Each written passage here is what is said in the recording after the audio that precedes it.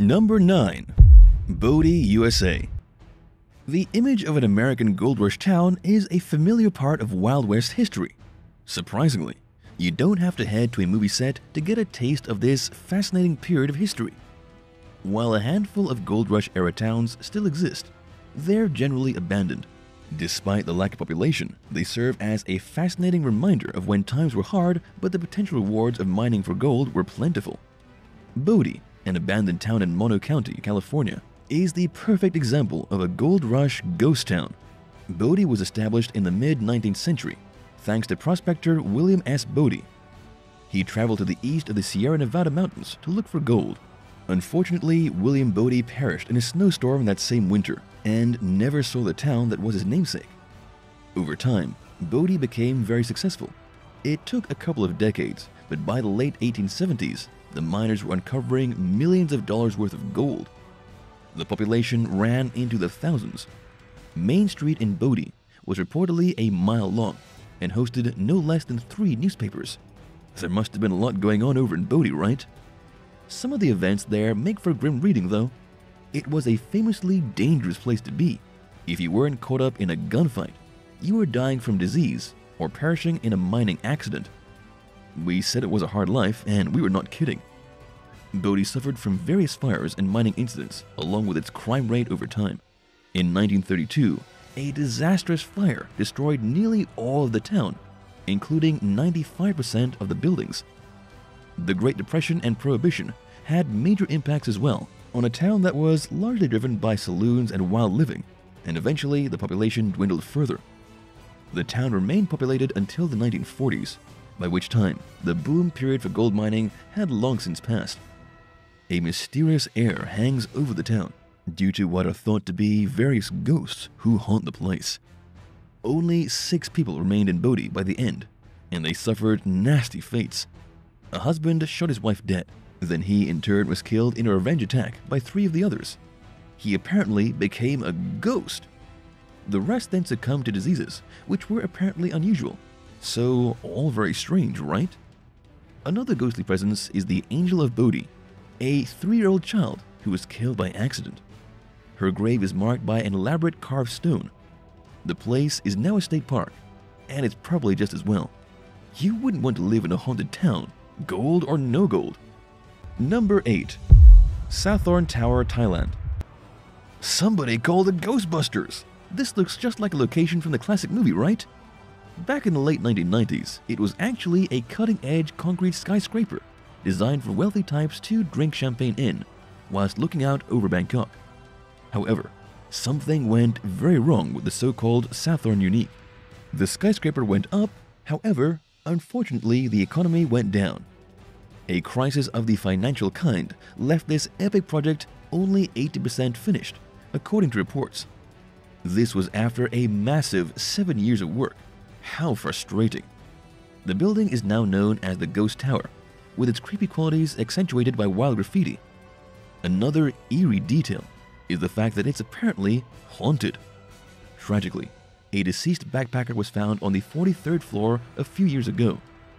Because it was abandoned, the structure simply stands there as time takes its toll. Visitors are most definitely not encouraged.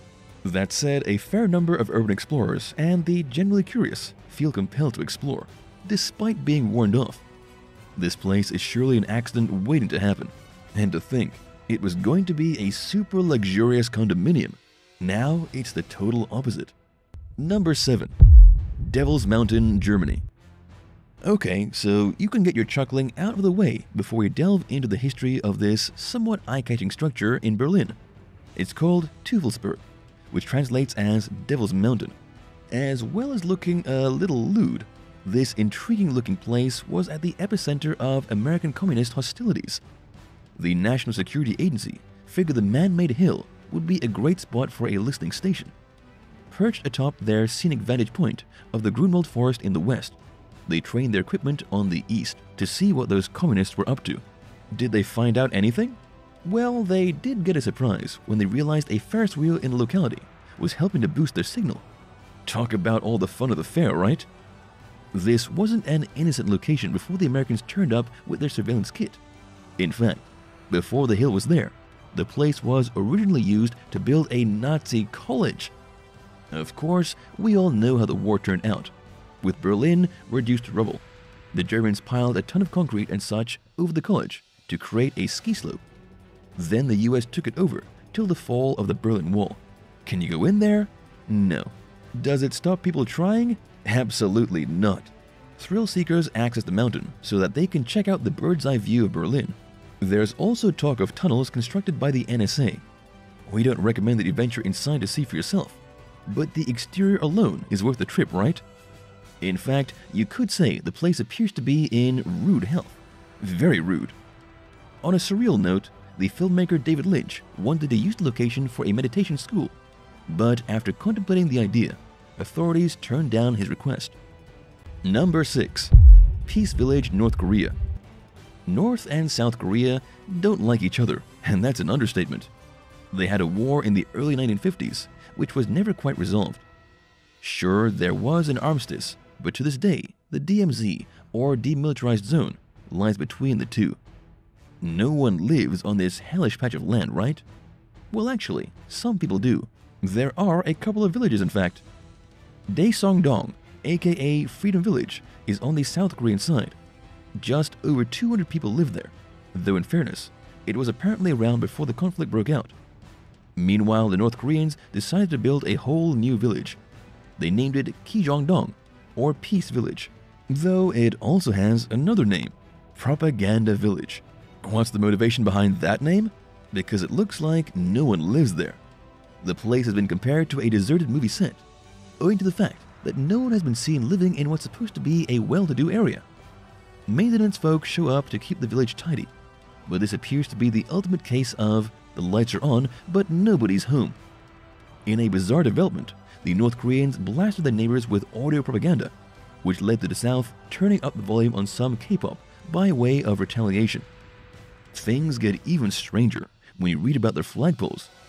South Korea erects a flagpole, so North Korea has to erect one, and at 525 feet tall, theirs was naturally bigger. All this attention-grabbing behavior not only puts North Korea firmly in the public eye, it also makes people wonder just what goes on over there. If the Peace Village is really a fake, then what is the actual reality for those living under Kim Jong-un? Number 5. Movie House, Sinai. A desert is the last place you'd expect to find a movie theater. Fancy a scorpion in your popcorn? I mean, it doesn't make much sense to us. However, someone decided to build one out in the Sinai desert. It was soon abandoned, but as you can imagine, it was a fascinating location. We say was because unfortunately it doesn't exist anymore. Approximately 20 years ago, an individual named Din Adel from France hit on the somewhat out there notion of having a big screen experience under the stars, while sitting on the sand. This involved purchasing of wooden seats, not to mention a projector, a huge screen, plus a generator to power the whole deal. Unfortunately, the venture didn't get beyond opening night. According to accounts, the generator failed. The plot thickens because it's thought that locals objected and made sure the big night went under. Years later, the abandoned outdoor cinema was found again and posted online for the world to see. It would be the last showing for this unique and strange location. Shockingly, the place was destroyed by persons unknown afterwards. Number 4. Holy Land Theme Park, USA. A faith-based theme park experience? It happened.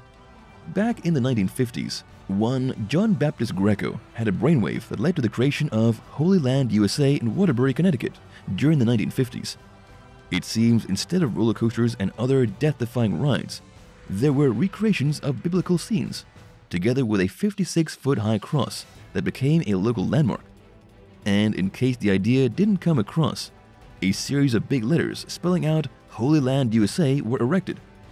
If you're thinking it looks like the Hollywood sign, then you're not wrong. Looks like the business wasn't above having a little fun amongst all the religious activity. Not that it was boring, far from it by all accounts. The place was actually pretty popular, and there were plans to renovate and expand in the mid-1980s. When Greco passed away around that time, everything went on hold. Then the park was cared for by nuns, though it must have felt abandoned. There just wasn't the money and resources to get the place shipshape again. That was until 2018, when reports started coming in of an effort to restore Holy Land USA back to its former, well, glory. A volunteer group has put some faith and a lot of hard work into clearing out the remnants of past visitors. Not remnants from guests at the theme park, you understand, but vandals who trashed the park. Sadly, a murder took place there in 2010, so it's probably way past time to shine a light on Greco's vision again. What do you think? Is it about time to rehab Holy Land USA and reopen for business? Let us know in the comments, and don't forget to like, subscribe, and ring the bell so you stay in the loop with all our latest vids. Number 3. Dome Houses USA. This looks for all the world like aliens landed, but in fact, you're checking out domes that were built by humans at Marco Island in Florida. They were on dry land in 1980, when oil man and inventor Bob Lee constructed them as a getaway.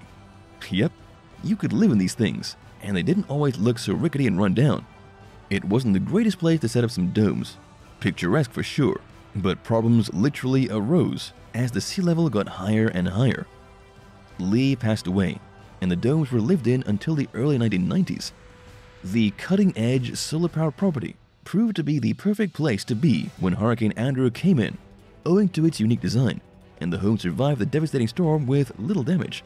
However, after Hurricane Wilma in 2005 further eroded the beach and surrounding homes were abandoned, ultimately authorities wanted the domes torn down. The owners disagreed with the decision, so they wound up abandoned and standing in the wet surf. Rising sea levels and wild weather seemed to put out Bill Lee's dream of a space-age holiday home. All that remained was the prototype, built back on home turf in Tennessee. Number 2. Krakow, Italy. If you thought the dome houses of Florida had it tough with the natural elements, then you should see what happened to the historic location of Krakow in South Italy. The population had everything thrown at them, from earthquakes to landslides to floods. Eventually, it got too much, and the place was largely abandoned. This brought to an end centuries of human occupation. Thought to have been around since approximately 1060 AD, Krakow, formerly Gratium, a Latin word meaning plowed field, saw a few changes in ownership. It's situated on a cliff which is 1,300 feet high. This was a good thing and a bad thing. On the plus side, great views, and somewhat difficult for enemies to climb up and attack you. On the negative side, you really are out there for any kind of nasty weather or natural disaster, such as famine, to befall you. Also, the place wasn't high enough to escape the dreaded Black Death, which raged across the world during the mid-14th century. Still, the village and its remains lasted pretty well. It wasn't until the 1990s that structures really began to crumble due to cave-ins. Also, if you think the place looks familiar, then you might have seen it in the Bond movie Quantum of Solace, or Mel Gibson's The Passion of the Christ. Speaking of the latter, Krakow is known today as the venue for religious festivals. Number 1. Częstochowa Railway Station, Poland. Travel by train certainly isn't what it used to be. Yet, look back across the centuries and you'll see that using the railway was a truly grand experience. This is encapsulated in the final entry on our list, the abandoned station in the Polish city of Częstochowa. The routes available to its citizens were expanding because of the Warsaw-Vienna Railway, which started operating in the mid-19th century. Sure, these days everything is rusted and covered in graffiti, but this is a fascinating snapshot of times past. The lines are overgrown, but the trains stand on them as if waiting for the signal to give them the green light. Maybe someday the place will be renovated so people can get a flavor of what it was like to be part of the Russian Empire a century or so ago. In the meantime, it's the epitome of an abandoned and mysterious location that draws the world's attention. Train spotting has never been more interesting. Thanks for watching. Are there any mysterious and abandoned places you think we left out? Let us know in the comments. Be sure to subscribe and ring the bell for notifications, and we'll see you soon.